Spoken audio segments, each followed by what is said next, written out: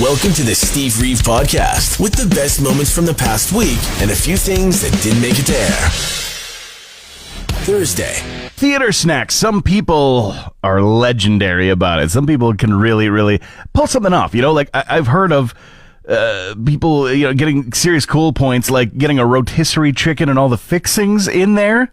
It's incredible. Now, sitting in another seat, I would be losing my mind over that smell. I'd be like, can you spare? Can you just pass a little chick? Yeah, that's delicious. Amazing. But also, the other side of me goes, don't rock the boat too much with that. I feel like the kid in the class telling the other kids to cool it because, if one kid Icarus flies too close to the sun, then suddenly the teacher's noticing everything that everyone's doing. You want to be under the radar and legendary. It's cool to be cool. Just be cool about it. Every time I see a major auction of Hollywood stuff or rock and roll memorabilia, it's fun. It is so entertaining to see what is up for grabs and be like, that's cool. It's storied. It's got a history to it. But it's never going to be something I can afford. Ever. And there's a new one that's going to be happening with a ton of classic superhero movie things that are involved amongst all of the different lots. But things like Spider-Man 2 costume worn by Tobey Maguire, the Captain America's shield from Age of Ultron, things like that. The most crazy of them all. And they estimate it's going to earn up to $500,000 at auction. The actual screen-worn Batman outfit from the original 1989 Tim Burton Batman that Michael Keaton wore. I mean, come on. That would be so cool to have, but completely impractical. I feel like if you were trying to tell somebody in your life, whether it's like a friend, a family member, or worst of all, significant other, that's not going to go well for you. It's not going to go well unless they're an even bigger fan and even crazier with their finances. Like $500,000 on a Batsuit. Don't do it. Just, if you've got the means, just don't do it. I feel like you'd have to explain, like, I spent $500,000 on something cool. They'd be like, a house? Like, you bought a house for us? No, it's a rubber suit that smells like Keaton. You're sleeping on the couch. You're gonna. You're listening to the Steve Reeve Podcast from 100.5 Cruz FM. It's time for Cruz Music News with Steve Reeve. You can have Noel Gallagher's guitar. Well, not his actual guitar that was developed for the Live 25 reunion tour, a Gibson Les Paul with specific design choices that are preferences from one of the Gallagher brothers. You can't have his one, but he has teamed up with Gibson to release an extremely limited run of more of these models, each one coming hand-signed. It comes with a one-of-a-kind lyric sheet that will be handwritten by Noel Gallagher. And how many available? Oh, only 25.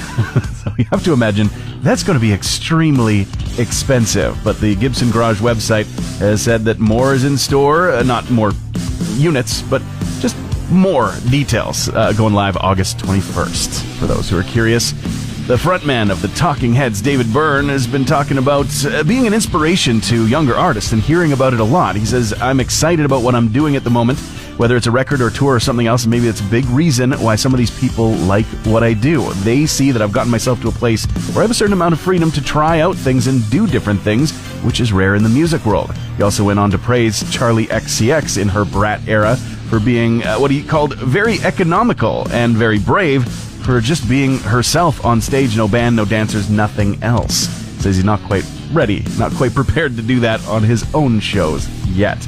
And Daryl Hall and John Oates have finally settled their legal dispute, which I guess began a couple years ago and was Blindside, where Hall announced that he was going to be suing Oates after Oates decided to sell a business stake in the Hall & Oates brand, blah, blah, blah, blah, blah. And they've been, fighting publicly whenever anybody's asked them any comment or critique. They've had one to give of the other. But I guess, as of very recently, a settlement has been filed. But the details of it, absolutely not public knowledge.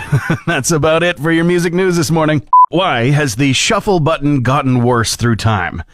And so, like it, many other things you'd think would have become more advanced and more good. Better is the word. They just haven't. Shuffle button's gotten worse. It's everywhere. And people claim it's the worst on Spotify. There's tons of different services that just have a terrible shuffle button, but that one apparently one of the worst to experience. Now, I'm not a subscriber there. I already had my avenues to get my music before it came on the scene, and people look at me with just like a deer in headlights, the shocked Pikachu when I tell them, no, I'm not on Spotify. They go, what? But honestly, the pittance that they offer to artists that enable their business to even be a thing is kind of rage-inducing. Plus, I don't want to be automatically fed new AI-generated crap, so I'm double out. But I'm not shading anybody who does have the subscription, though. You have it because of a love of music. And it's from friends who do have the subscription that I hear about the almighty algorithms essentially ruining the shuffle button and funneling into not only playing the same set of songs, but I mean like the same set of songs in the exact same order over and over and over again. Where's the musical discovery in that? Justice for the shuffle button. Friday. Alien Earth, new show on FX. I mean, really, I'm just getting on Disney Plus. But oh boy, I'm impressed at how expensive this show looks at every turn. I'm not entirely sold on how great the show is yet. I mean, we really only have a couple of episodes so far, and that is 2 episodes in a premiere. So you kind of got to watch both, as it turned out. I tried to watch first episode, and there's things to like, there's things to not like. I found it got a lot more fun by the time we got to episode 2. So if you are, hanging in the balance, going, thinking about it, hemming and hawing, I do recommend it. It's definitely upping the gore factor from the Alien franchise for sure. And also, it doesn't even matter what it is. It's just nice to have a brand new show to follow, and I appreciate it's being released weekly. I know I sound ancient every time I talk about it. I feel like a grumpy old man, but it's nice to actually have a chance to talk to friends about it before diving into the next episode. Sure, binging a show is great, but it's instant gratification, and you're doing it by yourself. It's so good to actually be able to do the so-called water cooler talk about it every week. So, it's exciting. Although, maybe not for everybody, this show. I guarantee you, if you were not a fan of the Alien franchise whatsoever, there's probably not much in here for you. Diving into the news, Joe Perry, who we heard from earlier this week saying that it's not likely you're going to see an Aerosmith tour anytime soon, though maybe a one-off show is in the cards, that following an injury to Steven Tyler's vocal cords. But that doesn't stop Joe from getting out there on the road, as he is now playing with the Joe Perry Project, alongside a fellow Aerosmith guitarist, Brad Whitford, frontman from the Black Crowes, Chris Robinson, and then the bassist from STP, Robert DeLeo, a super group of sorts, and they are just starting their tour just recently, of course, playing some Aerosmith classics. Good that he is getting the itch scratched for himself while he's not able to with his band proper. And Robert Plant has explained why he was not at the Back to the Beginning show, the big farewell send-off to Black Sabbath and, of course, Ozzy Osbourne. He died soon after. And apparently Robert Plant of Led Zeppelin fame was invited. It's not clear whether it was to perform or simply to attend.